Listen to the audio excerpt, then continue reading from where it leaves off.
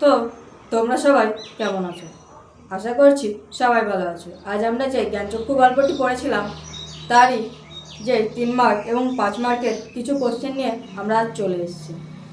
আমরা 3 মার্কের কোশ্চেন এবং উত্তর সহগুলো যে কোশ্চেনগুলো আছে সেগুলো আজ পড়ব। তো এর মধ্যে মাধ্যমিকে যারা পড়ছো তাদের জন্য এগুলো হয়তো খুবই একটু ইম্পর্ট্যান্ট হতে পারে, তার কারণ কি জ্ঞানচক্ষু গল্প থেকে অনেক সময় নানা রকমের গল্প আছে, গল্প ভুল বলছি, কোশ্চেন আছে। তো আমরা সর্বপ্রথম যে লেখাটি রয়েছে এখানে কোশ্চেন, তপনের জ্ঞানচক্ষু কীভাবে খুলে গেল? অ্যান্সার হবে তপনের নতুন মেসোমশাই একজন সত্যিকারের লেখক ছিলেন। তপন আগে ভাবত লেখকেরা সাধারণ মানুষের মতো নন, তারা আলাদা ধরনের মানুষ। কিন্তু নতুন মেসোমশাইকে কাছ থেকে দেখে সে বুঝতে পারে লেখকেরাও একেবারে সাধারণ মানুষের মতোই। এই নতুন উপলব্ধির মধ্য দিয়ে তপনের জ্ঞানচক্ষু খুলে যায়। মানে এখানে বলতে চেয়েছে তপনের জ্ঞানচক্ষুটা কীভাবে খুলেছিল। তপন ভেবেছিল লেখকেরা হয়তো কোনো সাধারণ মানুষ নয়, তারা অন্যরকম একজন মানুষ। কিন্তু সে যখন তার নতুন মেসোমশাইকে দেখে যে তিনিও একজন লেখক, কিন্তু তিনিও আমাদের মতো সাধারণ জীবনযাপনই পালন করেন, তখন তার জ্ঞানচক্ষু খুলে যায়। তো আমরা দ্বিতীয় কোশ্চেনটি দেখব, নতুন মেসোমশাইকে দেখে তপনের ধারণার কি পরিবর্তন হয়েছিল? অ্যান্সার হবে তপনের ধারণা ছিল লেখকেরাও বোধ হয় সাধারণ মানুষের থেকে আলাদা হন। কিন্তু নতুন মেসোমশাইকে দেখে সে বুঝতে পারে লেখকেরাও অন্য সবার মতোই স্বাভাবিক মানুষ। তিনি গল্প করেন, তর্ক করেন, সিনেমা দেখতে যান, খাওয়া দাওয়া করেন। ফলে লেখক সম্পর্কে তপনের ভুল ধারণা ভেঙে যায়। মানে এখানে বলতে চাইছে তপনের যে ভুল ধারণাটি ছিল যে লেখকেরা হয়তো অন্য কোনো পৃথিবী থেকে আসে বা তারা আমাদের মতো সাধারণ নয়, কিন্তু সে যখন তার নতুন মেসোমশাইকে দেখে যে তিনিও আমাদের মতোই খাওয়া দাওয়া করেন, তর্ক করেন, সিনেমা দেখতে যান, ঠিক আছে, তখন তার এই ভুল ধারণাটা ভেঙে যায়। তো চলো আমরা 3 নম্বর কোশ্চেনে চলে যাব, তপন কেন লেখক হতে চেয়েছিল? অ্যান্সার হবে নতুন মেসোমশাইকে দেখে নতুন মেসোমশাইয়ের লেখক পরিচয় তপনকে গভীরভাবে প্রভাবিত করেছিল। মেসোমশাইয়ের লেখা, তার খ্যাতি এবং সবের আগ্রহ দেখে তপনের মনে লেখক হওয়ার ইচ্ছা জাগে। সে ভাবে সেও যদি একটা গল্প লিখতে পারে তাহলে সেও লেখক হতে পারবে। মানে তপন তার নতুন মেসোমশাইকে দেখেই তার লেখক হওয়ার ইচ্ছা জেগেছিল। তো চলো আমরা 4 নম্বর কোশ্চেনে চলে যাই, তপনের লেখা প্রথম দিন গল্পটি কিভাবে প্রকাশিত হয়? অ্যান্সার হবে তপন নিজের অভিজ্ঞতা নিয়ে প্রথম দিন নামে একটি গল্প লিখেছিল। ছোটো মাসি গল্পটি পড়ে নতুন মেসোমশাইকে দেখাতে বলেন। মেসোমশাই গল্পটি পড়ে সামান্য কালেকশন করে পত্রিকার সম্পাদককে পাঠিয়ে দেন।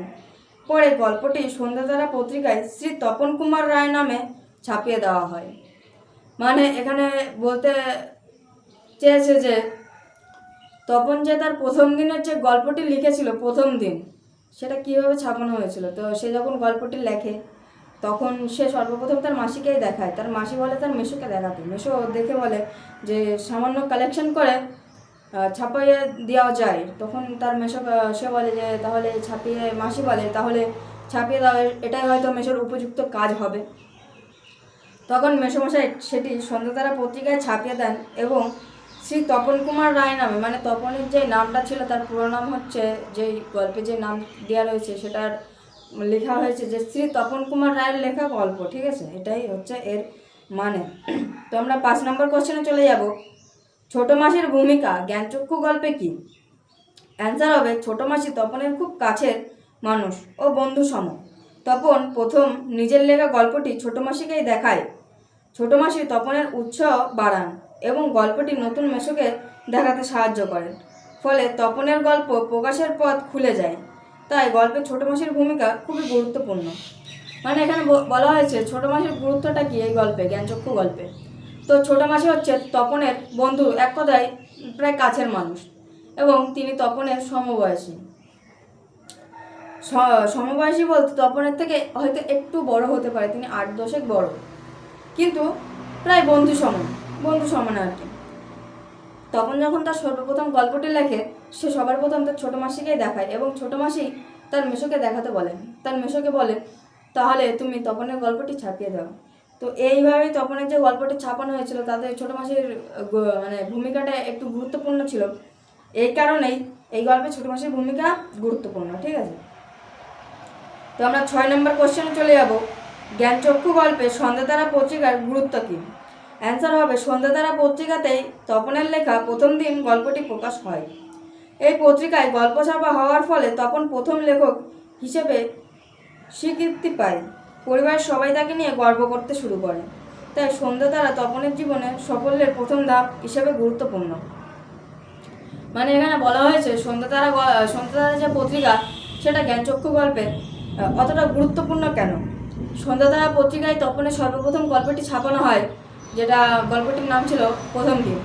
সেই গল্পটি ছাপানো হয় এবং ওই গল্প থেকেই মানুষ তাকে চিনতে, মানে ওই গল্প থেকেই সবার ওই গল্পটি সন্ধ্যাতারা পত্রিকা ছাপানোর ফলে মানুষ ওই গল্পটি পড়েন এবং তার বাড়িতে সবাই তাকে নিয়ে খুব গর্ব অনুভব করে আর কি। এর জন্যই সন্ধ্যাতারা পত্রিকার তার জীবনের সর্বপ্রথম ধাপ হয়ে ওঠে সাফল্যে। এর জন্যই সন্ধ্যাতারা পত্রিকাটি গুরুত্বপূর্ণ। তো এখানে আমরা চলে আসলাম, এটা 3 মার্কের কোশ্চেন। এবার মাধ্যমিক পরীক্ষার জন্য 5 মার্কের কিছু ভালো ভালো কোশ্চেন আমি তোমাদের সামনে তুলে ধরছি। 1 নম্বর কোশ্চেন, জ্ঞানচক্ষু গল্পের নামকরণের সার্থকতা আলোচনা করো। দেখো, এই আমি 5 মার্কের যে কোশ্চেনগুলো দিয়েছি এগুলো কিন্তু খুবই ইম্পর্ট্যান্ট। ঠিক আছে, তার কারণ কি 5 মার্কের কোশ্চেনও আসে, 3 মার্কের কোশ্চেনও আসে। এবার অনেক সময় কি হয় 5 মার্কের কোশ্চেনগুলো বেশি আসে, আর এই গল্পের এইটাই হচ্ছে মানে একটু কি বলবো আর কি, এটাই মানে একটু গুরুত্বপূর্ণ হতে পারে। তার কারণ কি জ্ঞানচক্ষু গল্পের নামকরণের সার্থকতা আলোচনা করো, এটা অনেকটাই গুরুত্বপূর্ণ। তো যারা যারা মাধ্যমিকে পড়ছো তাদের জন্য এই প্রশ্নটা কিন্তু খুবই গুরুত্বপূর্ণ হতে পারে। তো অ্যান্সার আমরা দেবো, আশাপূর্ণা দেবীর জ্ঞানচক্ষু গল্পের নামকরণের অন্তত তৎপূর্ণ ও সার্থকতা। জ্ঞানচক্ষু শব্দের অর্থ হলো অন্তর্দৃষ্টি বা উপলব্ধির চোখ। গল্পে তপনের জীবনে এমন একটি মানসিক পরিবর্তনের কথা বলা হয়েছে যার মাধ্যমে তার দৃষ্টিভঙ্গি বদলে যায়, মানে বদল ঘটে আর কি। গল্পের শুরুতে তপনের ধারণা ছিল লেখকেরা সাধারণ মানুষের মতো নন, তারা যেন এক বিশেষ ধরনের মানুষ। কিন্তু নতুন মেসোমশাই, যিনি একজন লেখক, তাকে কাছ থেকে দেখে তপনের বুঝতে পারে যে লেখকেরাও সাধারণ মানুষের মতোই স্বাভাবিক জীবনযাপন করেন। এই উপলব্ধি তার প্রথম জ্ঞানচক্ষু খোলে। তারপর তপন নিজেও লেখক হওয়ার স্বপ্ন দেখে এবং প্রথম দিন নামে একটি গল্প লেখে। গল্পটি সন্ধ্যাতারা পত্রিকায় ছাপা হওয়ায় তপন খুব আনন্দিত হয়। লেখক হওয়ার পথে তার আত্মবিশ্বাসও বাড়ে।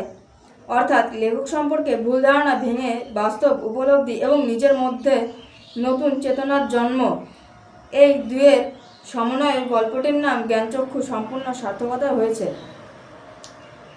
মানে এখানে তোমাদের গল্পের যেটা আমি পড়ালাম, যে তখন প্রথমে ভেবেছিল হয়তো যে লেখকেরা অন্য কোনো আমাদের মতো সাধারণ মানুষের মতো নন, তারা একটি অন্য কোনো রকম আর কি মানুষ। তো সে যখন তার নতুন মেসোমশাইকে দেখে তখন তার জ্ঞানচক্ষু আর কি খুলে যায়।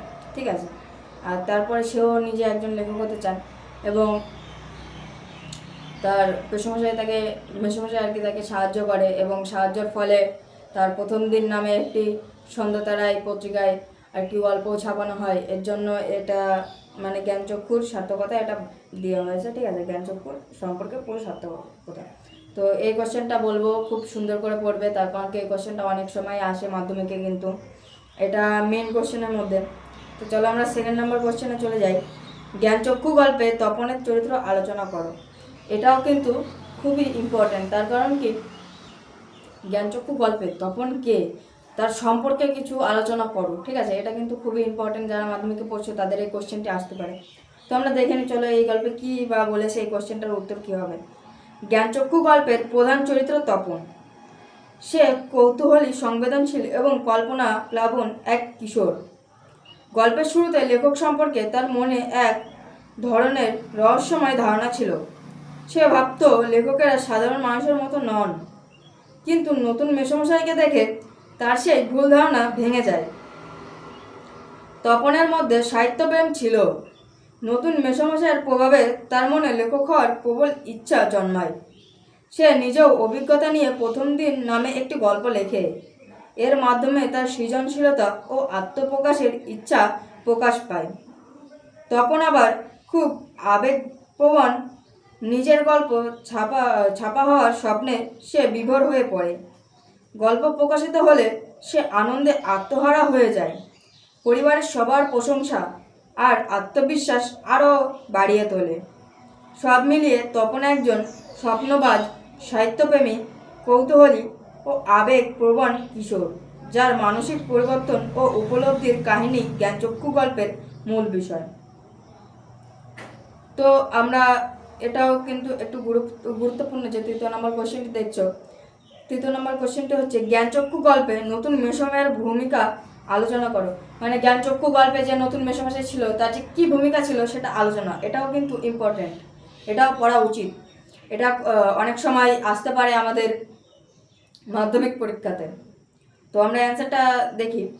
জ্ঞানচক্ষু গল্পে নতুন মেসোমশাইয়ের ভূমিকা অত্যন্ত গুরুত্বপূর্ণ। তিনি তপনের মনে লেখক সম্পর্কে নতুন ধারণা সৃষ্টি করেন। তপন আগে ভাবত লেখকেরা সাধারণ মানুষের থেকে আলাদা, কিন্তু নতুন মেসোমশাইকে দেখে সে বুঝতে পারে লেখকেরাও খুব সাধারণ মানুষ হতে পারেন। নতুন মেসোমশাই শুধু তপনের ভুল ধারণা ভাঙেন না, তার মনে লেখক হওয়ার স্বপ্নও জাগিয়ে তোলেন। তপন নিজের লেখা গল্প প্রথম দিন ছোট মাসির মাধ্যমে মেসোমশাইকে দেখান। মেসোমশাই গল্পটি পড়ে তাতে কিছু সংশোধন করেন এবং সেটি সন্ধ্যাতারা পত্রিকায় ছাপানোর ব্যবস্থা করেন।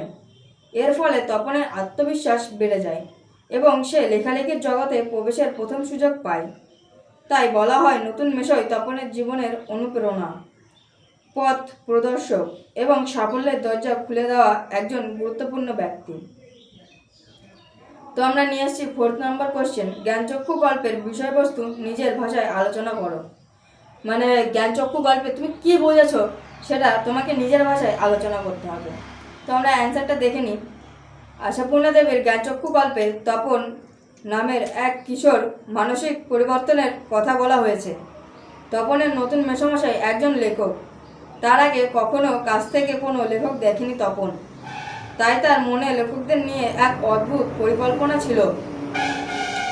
কিন্তু মেসোমশাইকে দেখে সে বুঝতে পারে লেখকেরাও একেবারে সাধারণ মানুষের মতোই।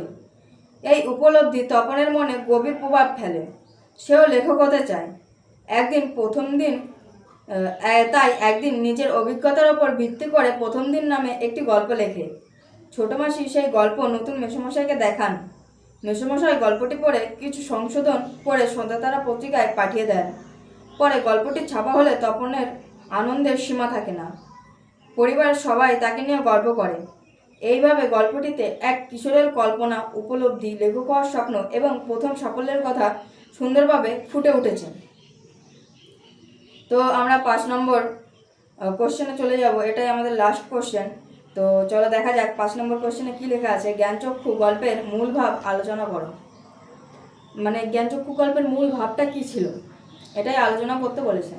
তো অ্যান্সার হবে জ্ঞানচক্ষু গল্পের মূল ভাব হলো ভুল ধারণা ভেঙে বাস্তব উপলব্ধির জন্ম এবং সেই উপলব্ধি থেকে নতুন স্বপ্নের সূচনা।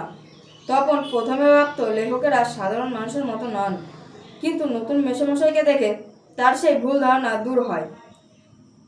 এটাই তার জ্ঞানচক্ষু খোলে।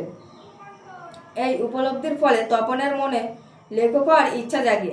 সে নিজের অভিজ্ঞতা নিয়ে গল্প লেখে এবং সেই গল্প প্রকাশিতও হয়।